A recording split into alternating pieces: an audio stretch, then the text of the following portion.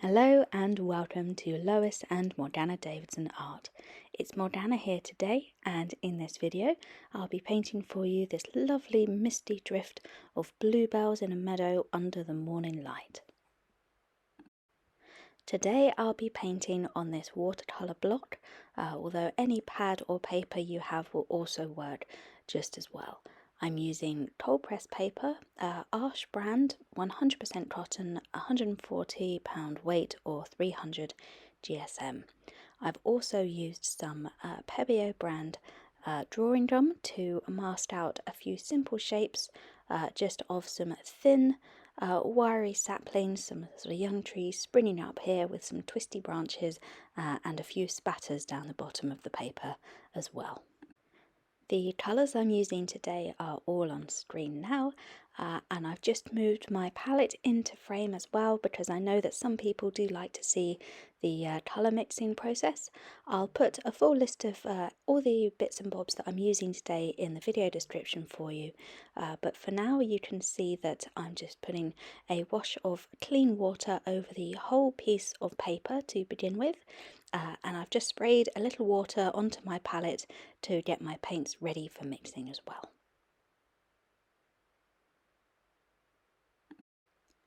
So for this soft carpet of bluebells under the morning mist, I'm beginning by mixing up some cobalt blue and some lavender, and I'm putting it on nice and loosely with a large mop brush. I'm keeping my strokes quite light towards the top of the paper where we want the to create the illusion of distance, but bringing in some stronger colour into the foreground. You can see here I'm mixing in a little bit of ultramarine blue for some added richness.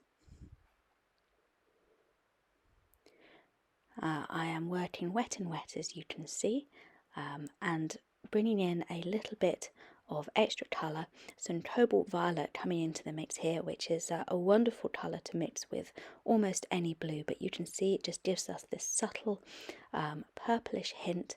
I'm actually going to add in a little bit more because I love how it looks so much. But as you can see, I'm trying to keep my brush strokes really nice and loose. I'm also leaving quite a lot of white space in between these little swathes of blooms here, because that's where we're going to put in a little bit of green as well. We just want a little bit of foliage, some lovely grass, and of course the leaves of the bluebells peeping through this lovely misty carpet of flowers. So here you can see I'm really just sort of layering up these colours. We just want a really nice loose layer of these wonderful, rich, intense blues. And while that's sort of settling in with that water and the edges are sort of softening down into each other really nicely, I'm going to add in some green. And I wanted a really nice, rich, sort of strong green, but nothing that was too sort of bright. So I've used some hooker's green mixed with some perylene green to sort of darken it down a little bit and add some richness.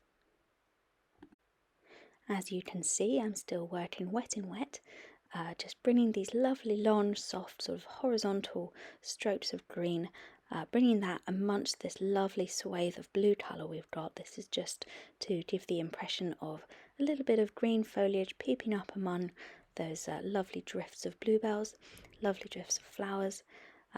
If your paper is getting a little dry, like mine was here, use a water spray or some clean water on a large brush just applied loosely to re-wet the paper so you can continue working wet and wet and get those lovely soft blended edges.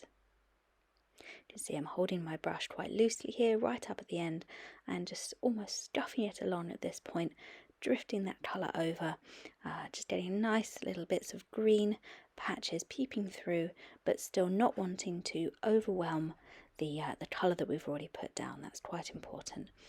After all, this is a lovely sort of bluebell meadow, not a regular meadow, so it's really important that we keep those lovely, rich, intense blue hues peeping out amongst the green colour as well.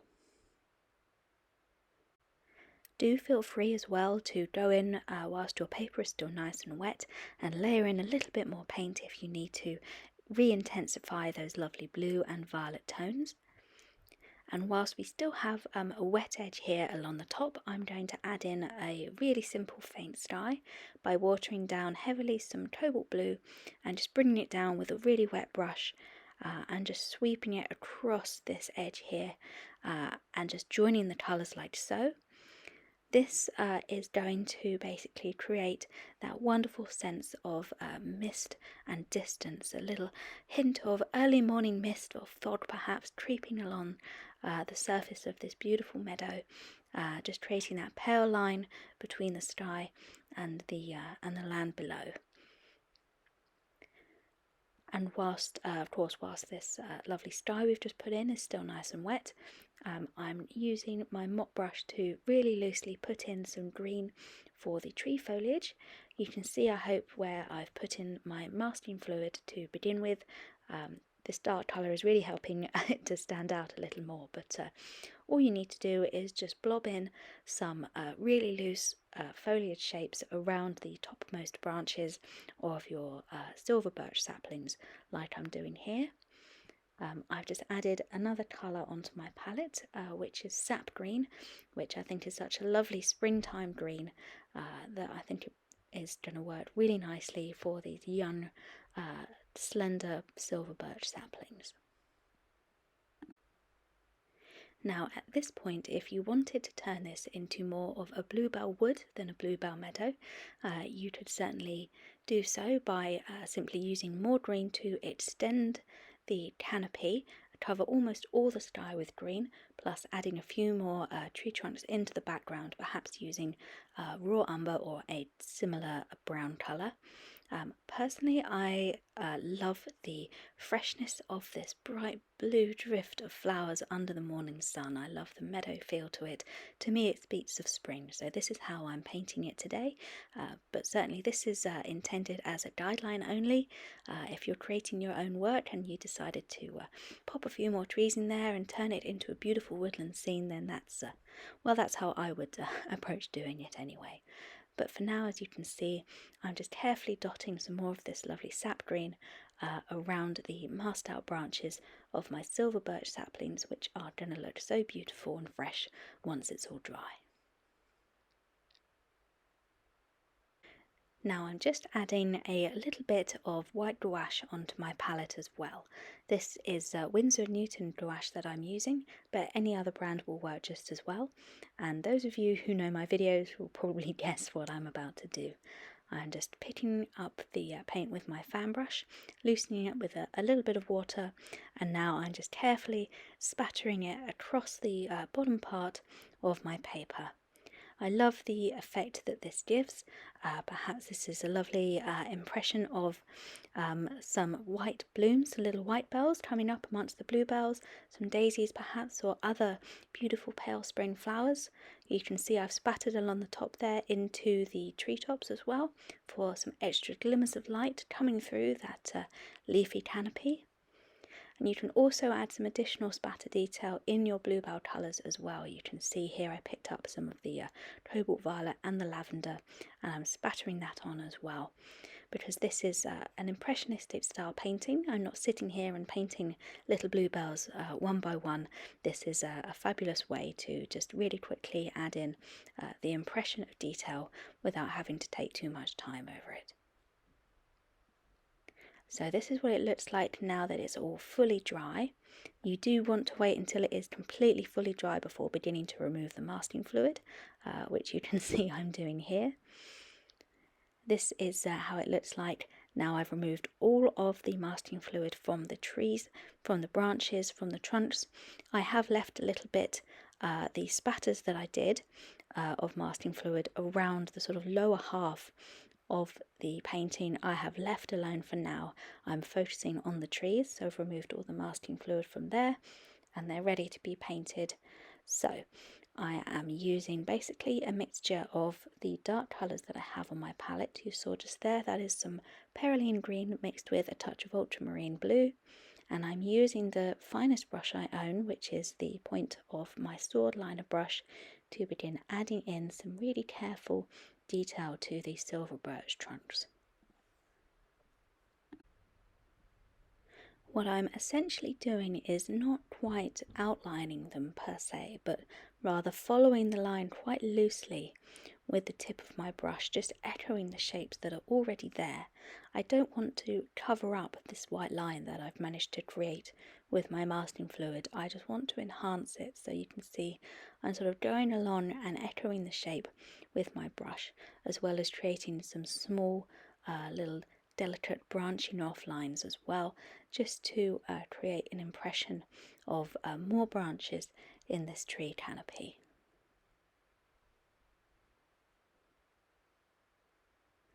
As I say, you don't want to completely blot out the white that you've already created from using the masking fluid, which would sort of rather defy the point of using the masking fluid in the first place. If you are not a fan of these sort of pale-skinned, pale-barked trees like I am, then by all means don't bother with the masking fluid. Ignore that step entirely. Simply pencil in your marks where you want your trees and then cover over them with a lovely dark tree colour. Again, something like a raw umber mixed with a touch of perylene green is fabulous for that sort of thing. It all comes down to a matter of personal taste. But I, for one, have a real affinity with silver birch trees. I love putting them in my paintings. I love seeing that little pop of white coming through the canopy there. So you can see I'm just taking the extra time to make sure I maintain those thin white branches, at the same time trying to enhance their shape and their looseness with the darker colour as well.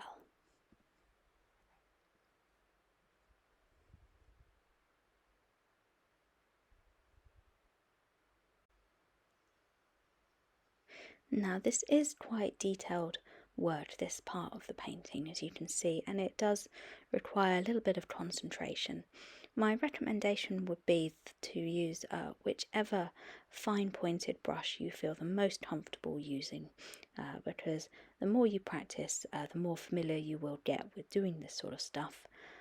For those of you who aren't fully confident at doing these sort of wiggly fine lines with the point of a paintbrush, simply using a dark coloured fine liner, like an artist Pitt pen or something like that, perhaps would work just as well here.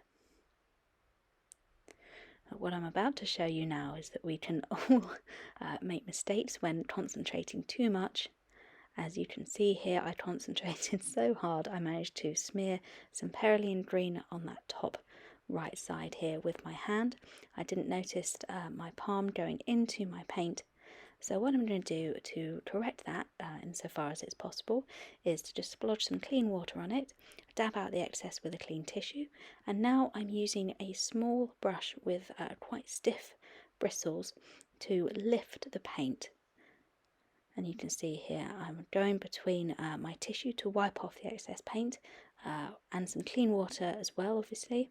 And you can see it's actually just coming up a treat here. That's a lot less dark than it was before.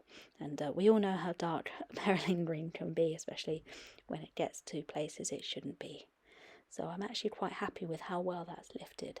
It's left a little splodge, but that's going to be covered up anyway by the greens that I'm going to incorporate into the canopy of these silver birch saplings. So that's how I managed to correct one of my mistakes.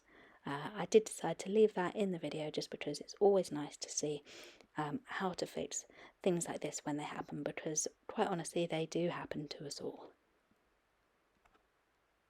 So after this mishap, I carried on adding the dark colour detail into my painting. I have moved the palette aside for now just to avoid a repeat performance of splodging perylene green everywhere, and I'm just going to hop ahead a little bit now after doing exactly the same process to the trees on the other side of the painting.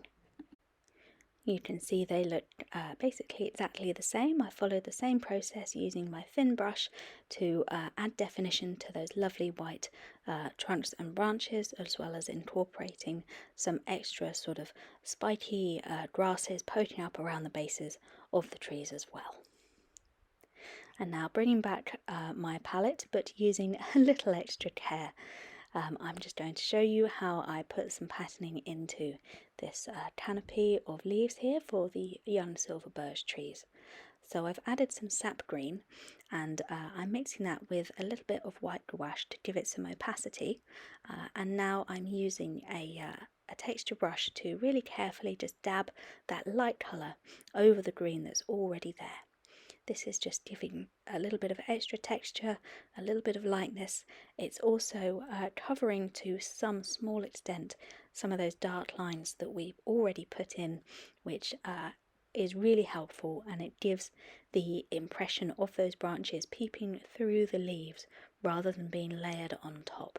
So that's why I'm using the white gouache. I'm enjoying the slight opacity that it gives the watercolour, and it just helps to enhance those lovely leafy young saplings here.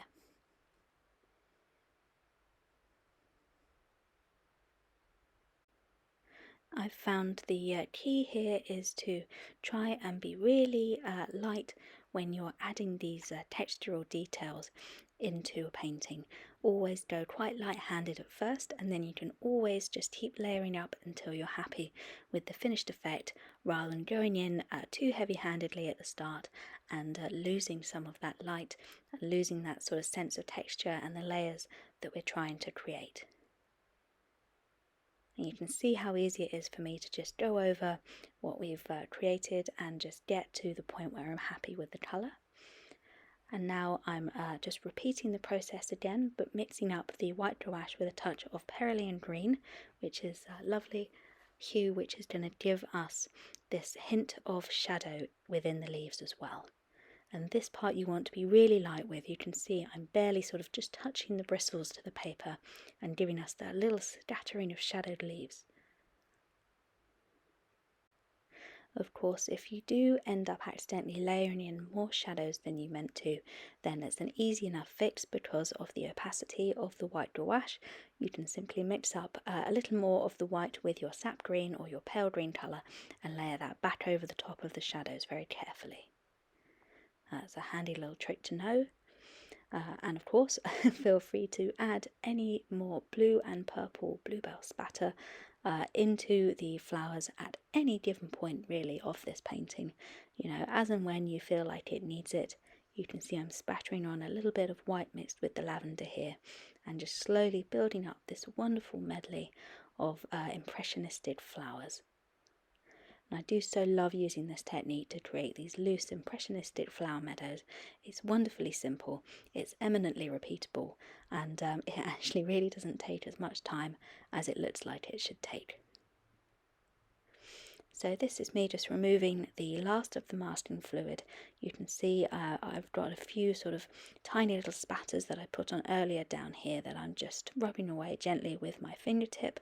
It's always important when using masking fluid to make sure you have removed all of it before you declare the painting finished. So that was me just going over and giving it a good check, making sure it's all gone, before adding in my finishing touch, which is just pulling some lovely dark grasses across this foreground here, just to help add a finishing touch and to just balance the composition out a little.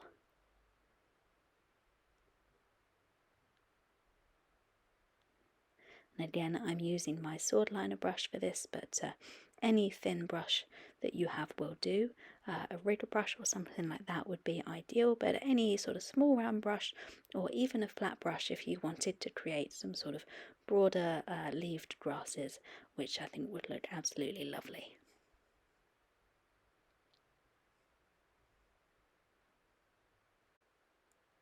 So once you're happy with your last little finishing touches, wait for the painting to fully dry before then removing it from the block using a palette knife, and then proclaim it to be finished, which is what I'm doing here. This is the finished painting. Thank you everybody so much for watching. I really hope you enjoyed the video. I for one certainly loved painting this. There's something about that swathe of blue and purple colour, that beautiful carpet of bluebells that just really speaks to me of spring, especially with those young slender silver birch saplings springing up there, perhaps offering some shade for a weary traveller to sit and rest for a little while. But thank you everybody for watching. Let me know what you think of this painting. I'd love to hear from you in the comments. If you'd like to see some more videos from me, then please feel free to check out my Patreon page by following the link below. But that's all from me this week. I hope that wherever you are and whatever you're up to, you have a wonderful rest of the week. Wishing you very happy painting, and I'll see you next time.